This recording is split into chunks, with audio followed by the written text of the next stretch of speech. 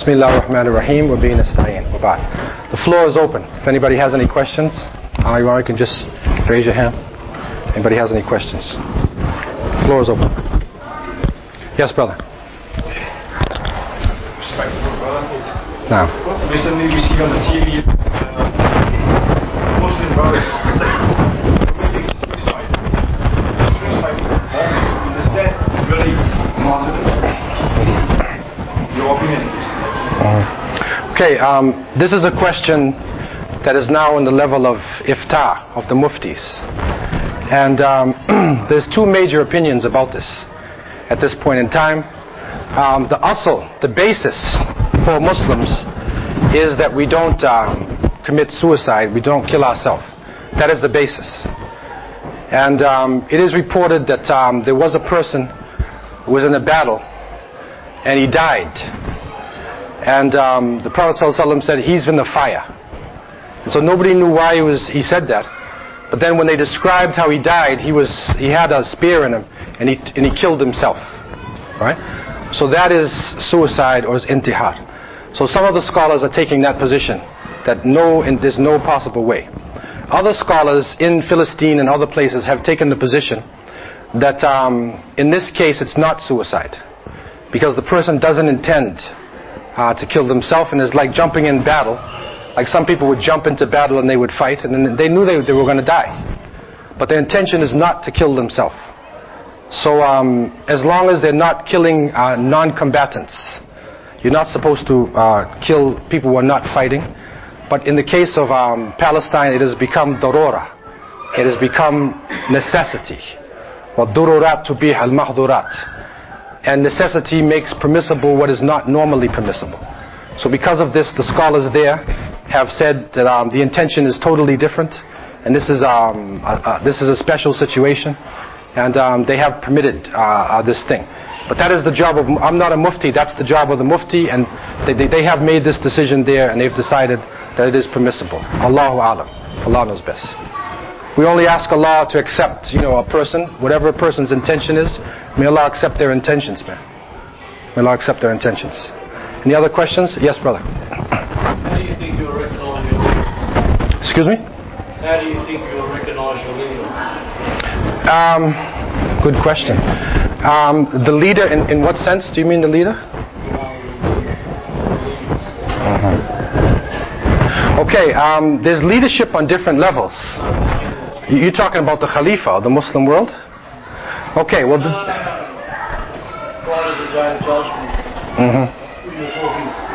Okay, there are signs, there are hadith that point to the fact that there would be a person who would become, his name is the Mahdi. He's called the Mahdi. And his name is Muhammad, his father's name is Abdullah, and his mother's name is Amina, and his hairline is high, his forehead, and his nose is angular, and he's from the family of the Prophet ﷺ. And he will appear in between the Yemeni corner and the black stone. When the earth is filled with injustice, he will appear.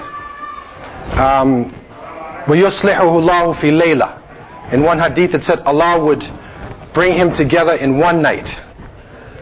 So the signs are general signs, and some people have claimed to be the Mahdi, but they weren't the Mahdi. There were people, one of the Khalifas in the Abbasid times called himself Al-Mahdi. In the Sudan, Muhammad Ahmed, who fought against the British, he also claimed to be the Mahdi. But he died. He was going to Mecca and everything, and he got typhoid fever and he dropped dead. So he's not the Mahdi. In 1979, there was somebody who took over the Haram, a group of Shabab, youth. They took over the Haram and they said their leader was the Mahdi, but he wasn't. So Allah knows best, but this person will come. One of the signs is that an army would come from the north and to attack him. And as it goes through Hijaz, right, coming from north in, the earth would swallow it up. So in 1979, when this person, whose name was Muhammad Abdullah, by the way, and he was from the Ashraf, and he was in there, and the strategic forces were coming from Tabuk, that's in the north. So everybody was waiting to see if they were swallowed up, that's him. But they weren't. And they made a terrible mistake. And so the problem is we cannot fill in the signs ourselves. We have to have patience to wait for this person to come. But Allah will give him authority. And it will be clear in terms of his leadership. We obviously got to look for his piety, his practice of Islam, and then these signs. There's a number of hadiths where you can see the details about him. Okay? But inshallah he will lead an army then from Mecca north through Medina, and then up into Philistine area and Blad al-Sham, up into there. So this is how the signs basically lead into. Allahu Alam. Many people have claimed Mahdi. We used to have one every 2 months in New York City. Everybody claimed it, man. Mujahdids and Mahdis and all kinds of people, man. He's there. But no. Any other questions anybody has? Yes, brother. We love you in Allah. Allah yabarak fik. It's a comment, just for accuracy purposes. Actually, the hadith that you mentioned about the Sahabi who Prophet ﷺ has confirmed 3 times that he's going to Jannah. The Sahabi who was involved was Abdullah ibn Amr ibn al-As. He was not Amr ibn al-As. Okay, shukran. Jazakallah. Jazakallah khair. The other thing is that on Mu'tasim, when that lady asked for his help and he threatened that the enemy, actually they did not release the woman. He had to go and fight for her, and he opened Amoriya, which is a town in the Anatolia. Okay. He opened it, he conquered the Amoriya for that lady. Actually there was a big fight in Amoriya. And the other thing is that there is a hadith sahih from Prophet ﷺ about the children and the non-combatants. Actually, Sahaba has asked Prophet ﷺ, they said, in our battles, we go to the battle, and under our forces and with our weapons, there will be sometimes women and children of the people that we are attacking die. What is our position in this? He said, in an open way, he said, أطفال المشركين منهم. That is in battle time. When there is kids and women, they are considered as part of the mushrikeen. The same thing, because in the battle time, you cannot make this, and Prophet ﷺ knew this very well, and anybody who has fought a battle knows that very well. In the battle time, you cannot just stop from shooting because there is a kid or something, because actually the mushriks are shooting you all. So you fight as they fight. And that's the way that you can defend your people, your kids and your children, if you done as they do. But if you don't do like they do, you will lose the battle totally. And that's why Prophet ﷺ said in an open way, explicit way, that the children of the mushriks are part of them in the battle. Yeah. Jazakallah khair. What I'm saying though is that the intention is not to kill them. The intention should not be to kill them. If it happens, it happens. But there are different, sayings when he sent out the Sahaba to battle, that the intention is not to kill them, but if it happens, it does happen. Any other verbal questions or comments anybody has? Yes. Go ahead. Yes, brother. Alaikum salam. As you know, brother, we can travel with the Jews everywhere. What advice for us, how we deal with the Jews in this community? And because there's some brother, they have some idea, says they can become Muslim. Yeah. And Allah says, what we can say for some brother, say the Jews is our brother, we can talk to them, blah, blah, blah. How we can advise them or advise us? Well, in terms of a person accepting Islam, whoever accepts Islam, we have to accept the fact that the person, is Muslim, and you can't look inside of his heart and judge whether the person is or is not. And some of the Yahud in the time of the Prophet ﷺ accepted Islam. Mukhayriq, one of the Yahud, Mukhayriq, accepted Islam, and he was shaheed in one of the battles. So if a person accepts Islam, we have to accept the fact that they have done that and pray that Allah would guide him to Islam, whoever it is. In terms of our dealing generally with the people of the book, depending upon where you are, this is a question that goes heavily into, it's a political question. But in terms of our dealing, we can deal directly with the people of the book. And there's a difference between somebody who is from the Bani Israel or from the Jews and a Zionist. You have to separate sometimes Zionism from the religion itself. Sometimes it's difficult to do that, today especially, because of how widespread the power that it has over their minds. However, technically speaking, there is a difference. Because in Zionism, the people who developed Zionism are not actually religious people at all. Okay, so theoretically, we still do separate Zionism from the people of the book. So each person has to be dealt with on their own merit. At the same time, we're not naive and foolish, right? We still have to tie our camels in a sense. But in order to do da'wah, you have to be able to go out and talk to people, man. We have to face the public. We can't hide inside of our corners anymore. We have to come out in the open.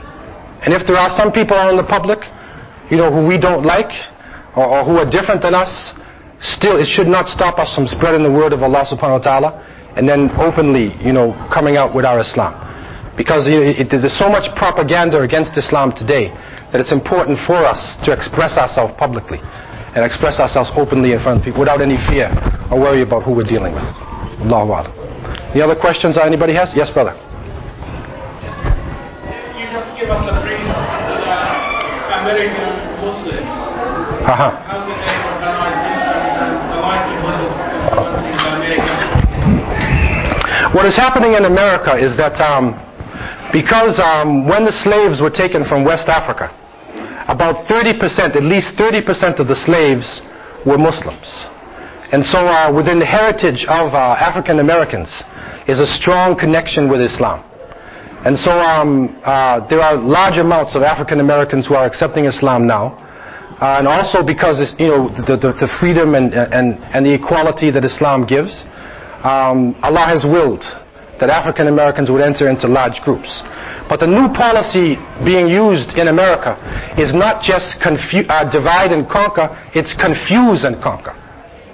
So a number of organizations in the name of Islam were raised up and financed in America, and they spread ideologies un-Islamic in the name of Islam. The biggest one was the Nation of Islam, whose leader was Elijah Muhammad, and he said that it was apartheid system in America. Just like in all of the colonies, and the darker you were, you're on the bottom. The lighter you are, you're on the top. So Elijah Muhammad is a black nationalist leader, a tribal leader. He turned it around. And he met a man by the name of W. Fard Muhammad. Nobody knows exactly where he came from. Some say he came from Lebanon. Some say he came from Turkey. Some say actually the FBI released their reports. After 50 years, they released their reports. And the FBI said that he was half Polynesian, Maori, the Maori people in New Zealand, that his father was Maori and his mother was European. And he was being used by the Japanese in order to bring African Americans against the U.S. government in the 1930s. It was before World War II. So he taught that, I think he was Ismaili or something like that, it sounded like.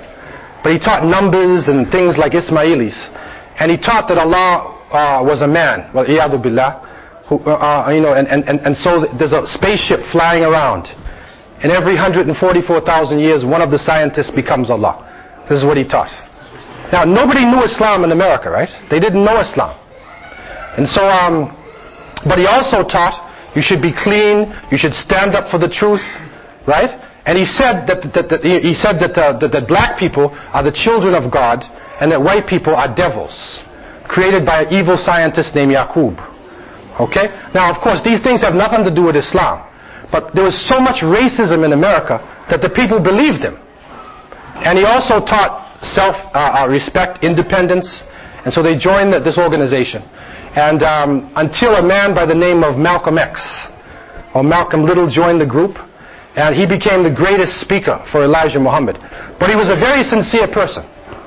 And he found out that Elijah was a liar, a kadhab. And so Elijah kicked him out the organization. Malcolm went to Mecca. And there, he saw real Islam. He saw white, yellow, brown, black, all together. And he said, Elijah is a liar. And he returned to America and he was teaching real Islam. And he was assassinated by the combined forces of Elijah Muhammad and the government in 1965. In 75, Elijah died. And so his son, Waris ad-Din, took over the movement. And he started to come towards Islam. Now, their practices, their 5 pillars of Islam. This is how the enemies of Islam did in America. They had 5 pillars. The Shahada is wrong. They said Allah is a man and Elijah is the last prophet. Wa'iyadu billah. Salat, they used to make sitting down on a chair. Fasting, they used to fast in December, not in Ramadan. Khalaf al-Yahud wa Nasara. Be different than the Jews and the Christians. So they fast in December. They used to make Hajj to Chicago, not to Mecca, right? And so then Waris ad-Din took over, and Malcolm X, his best student was a man named Louis Farrakhan, who was a nightclub entertainer. He's a singer, right? And Malcolm taught him how to speak. And he copied everything about Malcolm. He lived underneath him and became his student. And so he took over the leader. He speaks out. He's strong against civil rights, injustice. He speaks out. But when it comes to Islam, he's confused. And this is the problem, because at some times, if he comes amongst Muslims, he seems like a Muslim. If he goes amongst his group, he changes back to Elijah Muhammad's teachings. So this is the problem. And the only thing what is being said today, there is a magazine, a paper called The Final Call. That's their paper. And on the back of The Final Call, it says, what we believe. Now one of the points, I think it's point number 1, it says, we believe that Allah appeared in the person of W.D. Fard Muhammad, the Mahdi of the Muslims and the Messiah of the Christians. Okay? If he changes that, then that means they have really changed. But if he doesn't change the paper, and he doesn't change their belief in Elijah Muhammad, then they haven't changed. He came here to Australia and to different places, and he speaks openly. He stands up for the rights of African people, Aboriginal people. He does do that. We have to give him that credit. He speaks. But we know that he could be used, he's being used to give the wrong impression of Islam. That's the problem. The majority of African Americans are Ahlus Sunnah wa Jama'ah. It's the majority. About 70%. But the one that comes in the newspaper is the Nation of Islam. But the majority is Ahlus Sunnah wa Jama'ah. So alhamdulillah, Islam is now spreading, and more people are, even just one boxer, he just won the world championship or something, Hassan Rahman. Okay, he's a Muslim. His father is an Imam. He's Muslim. Okay, not that we don't believe necessarily in the boxing the way they do it, right? But unfortunately, Muslims, they need a hero, right? So when he won the championship and he said, why did you win? He said, it's the power of dua. He said, because of Allah, publicly. Okay, so that has had an influence there, and we hope that Allah would guide him and guide Minister Farrakhan and these people, to the truth. But inshallah, they can't stop the word of Allah now. It's spreading all over the place. It has entered into the Indian reservations. Also the Hispanics. The Spanish-speaking Hispanic people, they're also coming into Islam now. Also Euro-Americans are coming into Islam. There's a number of Euro-Americans now who are good scholars of Islam and who are in America and spreading the teachings within Islam. So inshallah, there's a strong future ahead for us in America. Yes, brother. What's the situation in Latin America regarding Islam? In Latin America. Okay, in Latin America, you mean like South America, right? I mean, Central South America. Yeah. Okay, I was in Brazil about 4 years ago, in Sao Paulo. And in Brazil, there are more Lebanese in Brazil than in Lebanon. There are more Syrians in Brazil than in Syria. It's a lot of Arabic-speaking people, man. All Venezuela, Argentina, all over the area. But unfortunately, the majority are not necessarily practicing, but they're there. There are masajid that are there. So there is potential for Islam to spread. In Brazil, there is a section called Bahia in Salvador. In the Salvador region, the Bahia, in 1835, there was a slave revolt. And the slaves who were from West Africa, they were Hausa and Yoruba. And so the slaves revolted. And they were so powerful that the Portuguese sent them back to West Africa, or some of them. Just let them go back. And so the descendants, the children of these revolutionaries are now coming into Islam in large numbers in Salvador.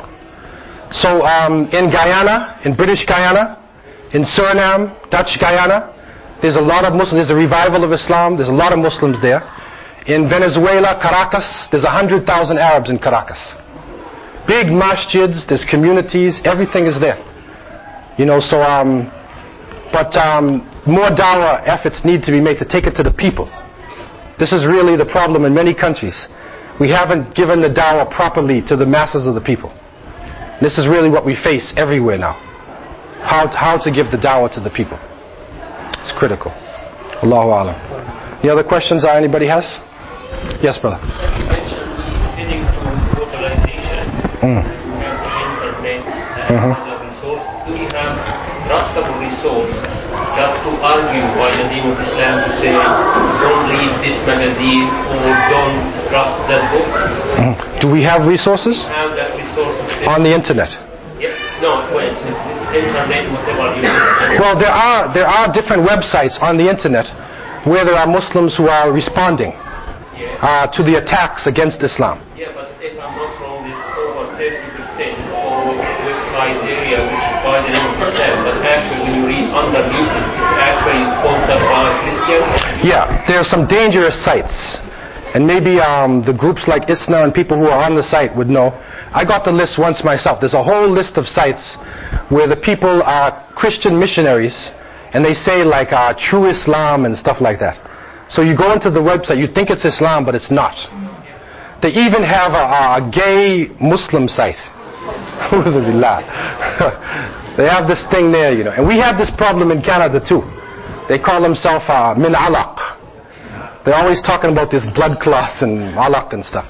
So they formed a group and they came to us in Toronto and they said they want to have a masjid, their own masjid.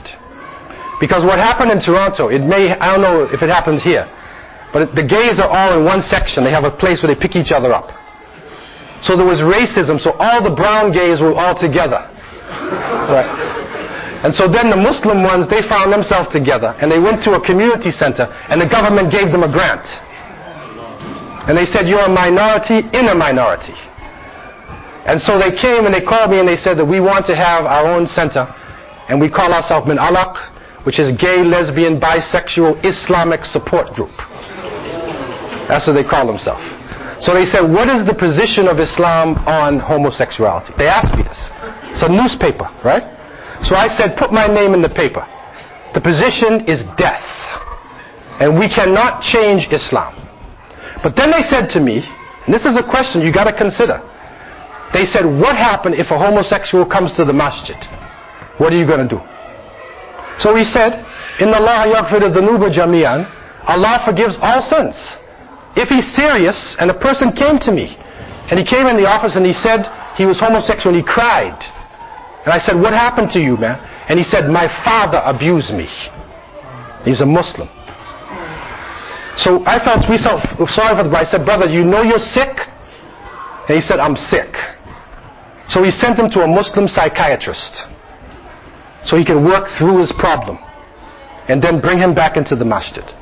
So anything can come now these days. Anything's going to come at us. But we cannot allow, in the name of Islam, gay masjid to come. We cannot allow this, man. And they're trying to do this. Last summer they had what they call Gay Pride Parade. Do they have that in Sydney here? Because Sydney's a target city, right? In Perth. Toronto they had 750,000 homosexuals. Right? And they said, we're queer and we're here. And we're not going away. That's what they said, man. And they're marching in the parade. And the mayor of the city came out and marched with them, man. Even the time of Lut alayhi salam, you probably hear nothing like this, man. And then the mayor marched with them. And then they had a float for each religion. And they had some Muslim float called As-Salam. And Muslims were out there, man. And in Toronto Board of Education now, they are teaching homosexuality in all the subjects. They said they have a new rule where the teacher must talk about homosexuality in every subject. Even in math class. How can you talk about math? John and Jim equals Joan? I don't know, man. I mean, how can you talk about in math, man? X, Y, and X and X, I don't know, man. So, so the Muslims are in a state of like frenzy now. They're in frenzy, man. Because of the liberal nature of the government, right? It's so liberal. It goes with Zionism. And really it seems like, Allahu Alam, when Dajjal has his army, right, it was going to be mostly Yahud, there'd probably be homosexuals with him too. Wallahu Alam. Any other questions anybody has? I'm going to take the brother here. I was just going to make a point about how that group approached you, the gay group. I was going to say that nowadays I think you need like 2,000 followers and it's an actual real religion. If they believe in the same thing you do, it becomes a legal religion. So there's actually, after the movie Star Wars, a religion in LA now starting called Jedi Knights, where they believe in the... And that's the reason why in San Francisco they also have Satanism. They had followers of Shaitan. A'udhu billah. Anton Levy. From that time in '64 he started it, and now it's officially recognized in the American Army. If you're a Satanist, you sign the thing, and if you die, they bring a priest of the Church of Satan. Wal-iyadhu billah. So it's reached that stage and that level in terms of the situation. And we ask Allah to protect us from this, and we ask Allah to unite our hearts and give us the strength to take this message out to every house, inshallah, in this country. أقول قولي هذا واستغفر الله لي ولكم سبحانك اللهم وبحمدك نشهد أن لا إله إلا أنت نستغفرك ونتوب إليك والسلام عليكم ورحمة الله وبركاته.